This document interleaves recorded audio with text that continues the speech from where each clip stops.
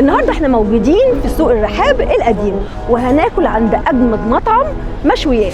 يا ترى هناكل عند مين النهارده؟ تاتا! هناكل عند الحاتي. ما هو مش اي حاتي، يبقى الحاتي. يلا بينا.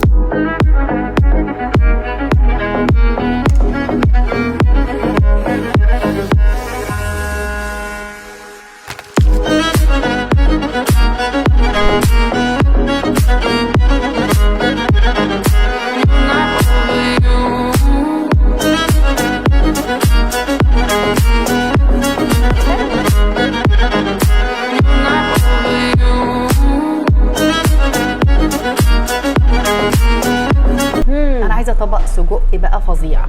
اسمه طبق ده ما عجبكيش؟ اسمه طاجن. انت مالك؟ انا عايزه اكل طاجن سجق. هتاكلي تاني؟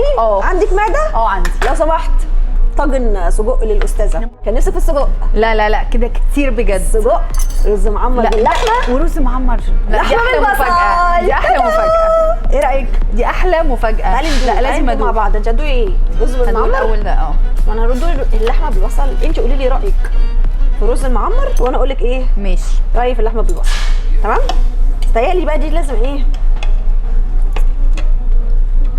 قلقانه من العزومه دي وراها حاجه. طعمه خطير. عايزه منك مصلحه. حاسه بكده والله. اقول لك عليها بعدين.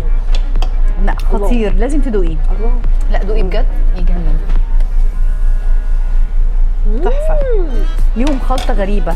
تحسي ان هو كريمي كده. احلى حاجه في الحاتي ان هم فعلا بيهتموا دايما بالتفاصيل. بجد تفاصيلهم في الاكل مرعبه. لا يعني ده اللي بيميز الحاتي عن اي مكان تاني. فعلا صدقوا لما قالوا في السلوجن بتاعهم مش اي حاتي يبقى الحاتي. دي حقيقه. الحاتي هيبقى. دي اكتر حاجه عجبتك ايه النهارده؟ الصراحه انا اكلت اكل كتير جدا. اكتر حاجه عجبتني الحمام. البطه انا دمرتها. اعترفي. انا دمرت البطه. تمام.